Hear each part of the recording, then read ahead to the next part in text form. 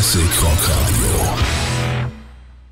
Yeah, it's a pleasure to have you here, Mr. Graham Bonnet, ex-Rainbow singer. And how are you today? I'm just waking up. We've had a bit of a long trip today, and last night we had a long day. But I'm kind of here, and if I sound kind of tired in my voice, it's because I kind of am. Okay. But I'll wake up as much as I can. I can't sing this morning, but I probably will later on as the day goes on. I think coffee is on the way. Yeah. I mean, it's Okay. Have you ever been to Saarbrücken before, or Saarbrücken? Do you know, I'm not quite sure. I may have been, because I've been here in Germany lots and lots of times, and I can't remember which cities we visited, over the years, but possibly, very, very possibly. Okay. Or to the Saarland at all, maybe somewhere. Pardon? To the Saarland at all. It's the smallest Bundesland in Germany. Don't confuse me. Okay. I don't know. All right. I don't know. You're well known for working together with many brilliant guitar players like Richie Blackmore, Michael Schenker, or Yngwie Malmsteen. Is there maybe a guitar player you would love to work to again now, or which one you love to work with the most? Maybe I think possibly Steve Vai, because he was a little bit more inventive as a guitar player and a little bit different. He wasn't in the kind of shreddy kind of thing that most guitar players are playing in heavy rock music. He was a little bit more inventive, and he took a left turn where sometimes you think the song's going to go this way, suddenly the song would change. So we worked very together. It was probably the best partnership I've had, really, as far as Alcatraz albums were concerned. He was very, very different, and he and I became very close in our songwriting partnership. Okay, and if you could choose any guitar player, even if he's already dead, like Jimi Hendrix or Rory Gallagher, if you could pick anyone, who would it be? Say Rory. I would say Rory Gallagher, and possibly Gary Moore. Gary Moore and Rory Gallagher. I did a track with Don Airey a while back that had Gary Moore playing on the track. This is about 3 years ago or something like that. And Gary died suddenly after this little track he put down. And Don and I did it as a little tribute to him. It was about his homeland. And that was kind of cool. A bit sad, but Don created this beautiful arrangement, a big orchestral thing to this song with Gary's blues playing. And he said that when Gary put this part down, he was sitting in a chair, completely drunk, unfortunately, and that was Gary's problem. And just said to Don, "Is that okay? Is that okay?" "Yeah, that'll do, Gary. I'll put that piece together, And it was beautiful. It was really beautiful. And I did this very sweet, soft lyric to this song that Don wrote in honor of Gary's last moments, really. It was pretty sad. Okay. Thank you for sharing this. Yeah. Are you still in contact with Richie Blackmore these days? No. I haven't spoken to him since the early 1900s. Well, way back there in 1980 is when the last time I saw him and spoke to him was probably when I left the band. Okay, and what do you think about Blackmore's return to rock a few months ago? I'm not sure. It's a bit of a mystery to me, all that kind of weird put together band. I don't think it's basically a bunch of guys that don't look like Rainbow at all. None of the people in the lineup seem to kind of know what they're doing. I think it's basically like a session that he's testing the waters for, and possibly in the future to see if Rainbow, a reunion, will work, and if anybody's interested. But if Rainbow could only get together with Ronnie Dio and the original players of Rainbow, then I think there'd be a big interest. But now I think Rainbow is so scattered, there being so many different personnel within the band, nobody knows who the hell Rainbow is, So this thing, to me, is just Richie Blackmore with a bunch of other guys, Okay. That's how it looks to me anyway. So, but you just said, assuming that Richie Blackmore would maybe do such a return to rock next year, more concentrating on the stuff of Down to Earth maybe, then you would go in, you would go for it, Yeah, I would, but I don't know if that's going to happen. I'd love to see, obviously, Cozy Powell, Don Airey, Roger Glover, Richie and I would be fantastic. I think that, not because I was in the band, but I think that was the best lineup ever. You know, there's such great players, and every night we went on stage, every day we recorded. There was no doubt that it was going to sound pretty good, you know, because those guys were the top of their line, they're top players, and you can't beat that lineup. I don't think. But as I said, if it was going to be Rainbow, it will be Ronnie Dio. You know, if Ronnie was still alive, and unfortunately he's not. You know. Okay. Today you wear a really classic rock and roll outfit, but normally we see you in a suit. And back in 1979, when Ronnie James Dio left the band and you came in, I mean, I wasn't even born, but I read that it was, for some fans, it was unusual to see you up on stage, and the change in lineup wasn't so celebrated by everyone. How was it for you back in these days? Well, that's the way I was. You know, I was auditioned for Rainbow, and I didn't know who Rainbow was. I went across to, it was like on the border of Switzerland, France, where the rehearsals were happening for the new singers auditioning. And I was very much into 1950s music, R&B, all that kind of stuff, pop music, whatever you will. Not necessarily so-called heavy rock or metal or whatever you want to call it. And I'd never heard of Rainbow. I had to go out and buy Rainbow albums to see what it was all about so I could go and do this audition. So I learned one song called Mistreated, went over there, sang it at them, and they said, well, do you want the job? I said, what do you mean? Do you want the job? I said, maybe, but I'm not quite sure this is what I want to do, And they said, well, could you sing this song again? They made me sing the song about 4 times, Mistreated. And they were just laughing. And I'm saying to myself, what the fuck are they laughing about, They said, oh, you're the guy, And I said, I'm very honored, but I'm not sure if this is what I want to do. So I went back to London, and I said to my manager, I just don't fit.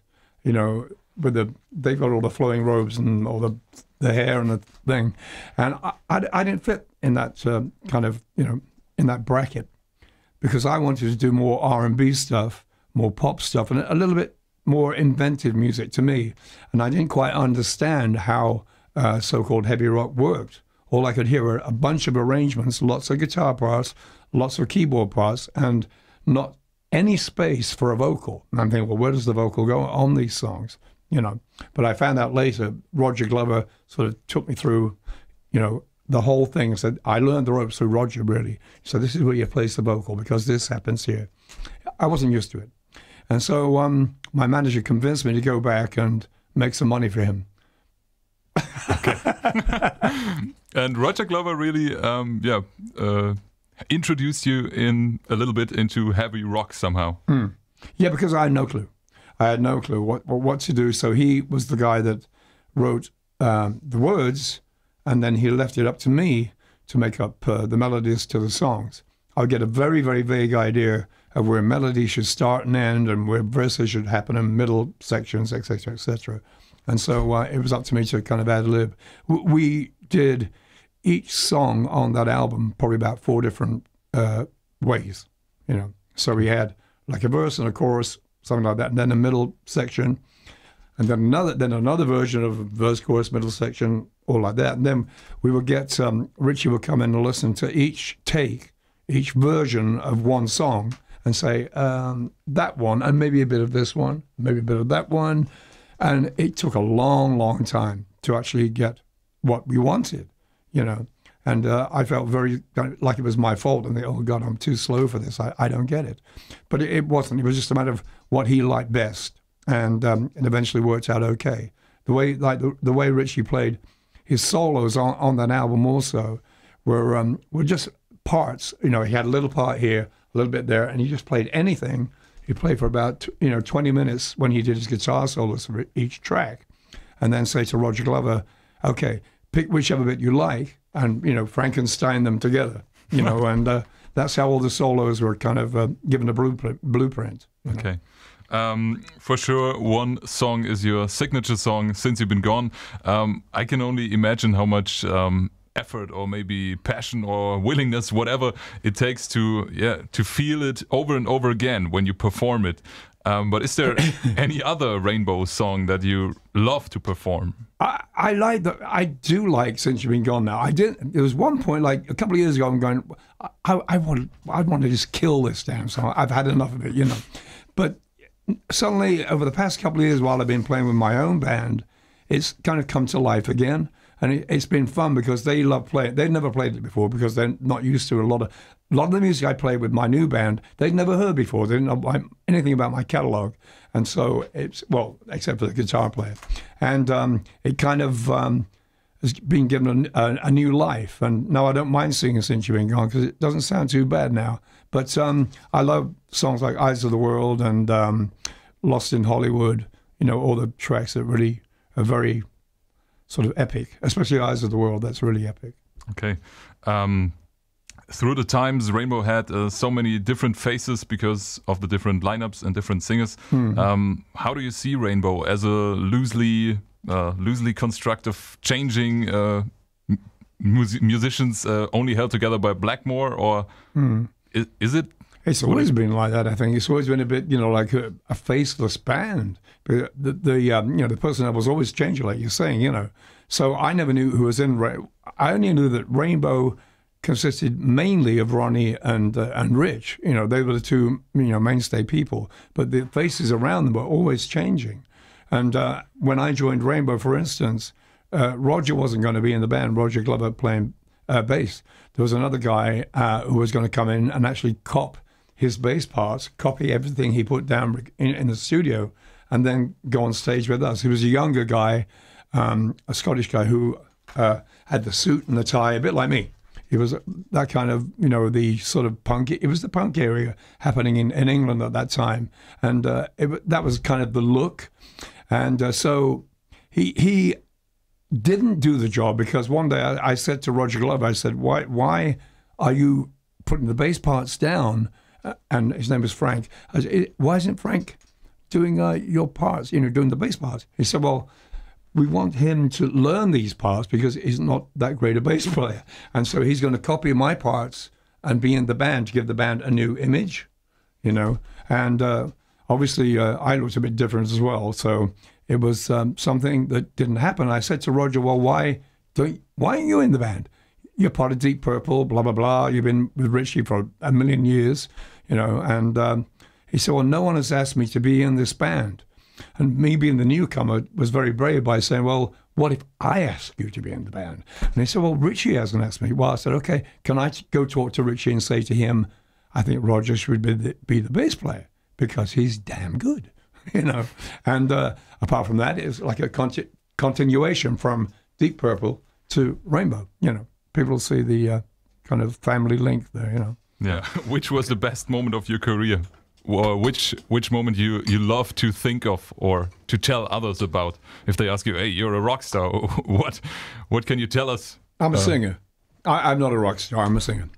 You know, I hate that. I'm not being rude to you. I'm just saying that rock star thing to me is like, who's a rock star? You know, I'm a musician mainly, a songwriter, a singer, a guitar player a little bit, you know, and rock star always makes me feel a little bit embarrassed. It's one of those terms that means nothing to me. It's just a silly. I don't hear Mick Jagger call himself a rock star, I don't think. But the best time was, I think, maybe Castle Donington was something that I'll never forget because it was an epic event. It was an event that the people that actually put the thing together didn't think would happen the way it did.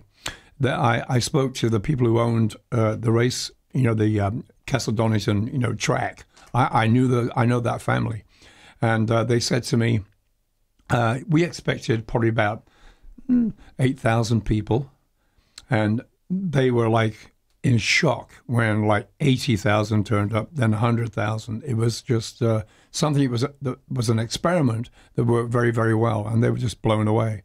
And, you know, as you know, it still kind of goes on, you know. But that was the time. It was a good night and a bad night. Cozy Powell left the band, and eventually I left the band the same night too, because Cozy was gone and the thrill was gone, to quote a song. And it was not quite the same without Cozy Powell playing drums, being one of my best friends. And Don Airy, when we started to rehearse for the next album, Don was threatening to leave the band, and he didn't. I stayed, and he stayed, and I went back to Los Angeles and fired myself, you know. And they got Jolene Turner. Right. But that was a great time. Castle Donington, I'll never, ever forget. It's funny that you say Donington. I just posted a version of Stargazer from you live performing in Donington a few days ago, and I was really, whoa. I should have been there, but I wasn't born. Shit. Yeah, it was. That was one of my favorite songs of the old stuff. I mean, it's a great song. It's great, really fantastic. Okay, is there maybe any funny story from your career you would like to share with us? It's all funny, isn't it? It's all a joke. Well, let me think. Well, nothing happened to me. Richie Blackmore is a practical joker, but nothing ever happened to me that would disturb my peace while I was within the band. But he always plays jokes on other people's, especially when we stayed in old buildings where it was supposed to be haunted and things like that. And he would, tie little threads to windows. Windows would open, and what the hell was that? And he'd record ghost noises and whatever it may be to freak out the band and give them a hard time. But nothing really funny in that way happened to me. Not that I can remember, because in those days we were sort of swimming in alcohol and nobody remembers anything anyway. Yeah, that's a problem I heard about before. Yeah, thank you. Okay. In an interview last year, you said that there is a project in the making and you want to play songs from your entire catalog, from Rainbow, MSG, Alcatraz, and also your solo stuff. What can you tell us about this project? Well, we have, referring to my notes, we have reissues of sort of, well, God, I can't read your writing. What should I say? Yeah. There's an album from 1975, in fact, which no one has ever heard, and it's stuff that I made up myself and recorded, played guitar and played bass on, and it's completely un-rock. It's a bit of everything, and it's called Back Row in the Stalls, which sort of features, you can imagine something like Paul McCartney used to do, a little bit of this 1930s music, a bit of jazzy stuff, so that's something I'm really proud of, that was found within the vaults of DJM a few hundred years ago. The actual reel-to-reel tape disappeared, and my ex-producer, Kaplan K, had a cassette of the mixes, and we put that together. We had it, juiced up, and now it sounds not too bad. But that's the only copy of that album we have, and so that's something that's new and come out on CD. And now there's the reissues of a few tracks that I've done over the years, from Alcatraz, from MSG. We did an album of 16, is it? 16 tracks? Yeah, of all the re-recordings, I think 16 tracks. So there's, All Night Long, Eyes of the World, whatever. But it's all new versions with my new band. And then we also have begun work on our new album, which is almost completed now, which is just going for the final process of being mixed and all the rest of it, which is a really, really good album, I think, because it's given new life to me because of these new guys that I'm surrounded with, young guitar player and a really great drummer and a really great guitar player who is, bass player, I should say, who is very close to me. She's a good girl. And she gave me, in fact, Bethany Heavenstone and I started the band together. We were going to do like an acoustic thing, acoustic bass, acoustic guitar, and we had another guitar player we spoke to about putting this album together that was rock, but still acoustic.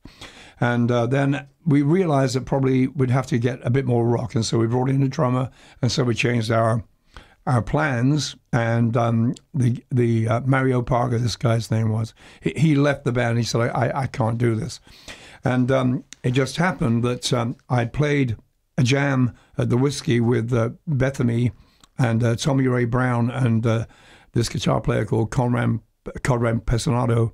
And I was looking, I thought, well, what do I do? How do I get a guitar player? And she suggested Conrado, and he's in the band now. And he's 33 years old, and gives the whole thing new life. And he's a very enthusiastic young man, and he likes what I do, and it's coming along really well. I think the album's going to be great, actually. Okay, what was the name of the band now again? Which band? Your new band. It's me. It's the Graham Bonnet Band. It's the Graham Bonnet Band. Yes. Okay, yeah. It certainly is. Excuse the stupid question. I know. We thought of like a bunch of different names, and they all sound stupid. So they said, well, just call it, Graham's Band or whatever. The Bonnet Band. I thought, no, not the Bonnet Band. Okay, Graham Bonnet Band. We can't use Alcatraz anymore. It's not Alcatraz, but it is like a continuation of music I've done in the past. There's no kind of weird stuff going on.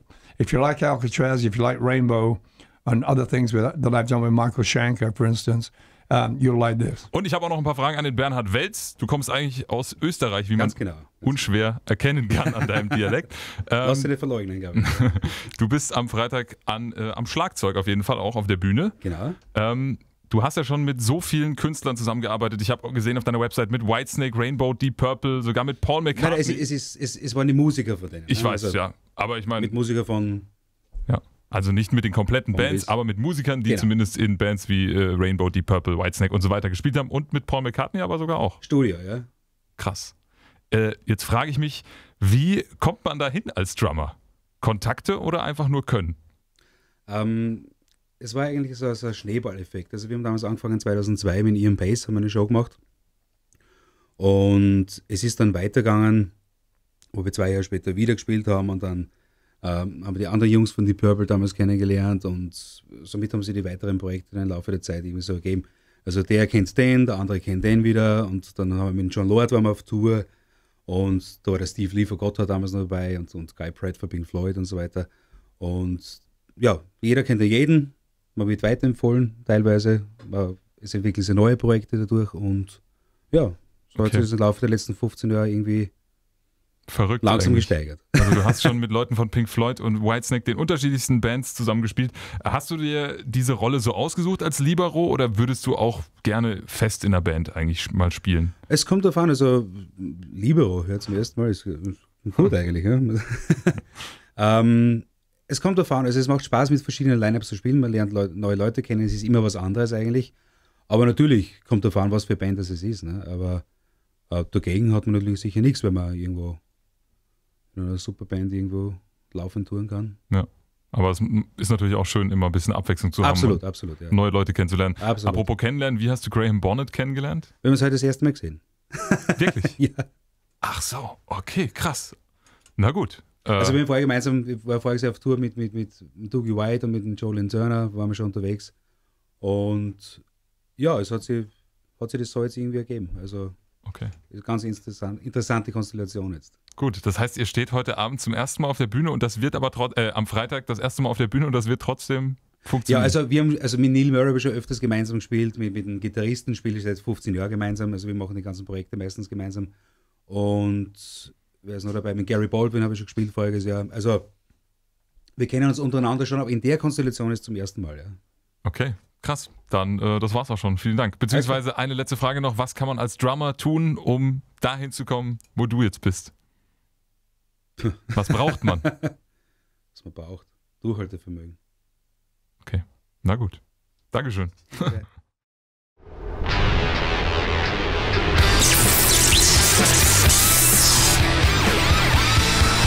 Classic Rock Radio.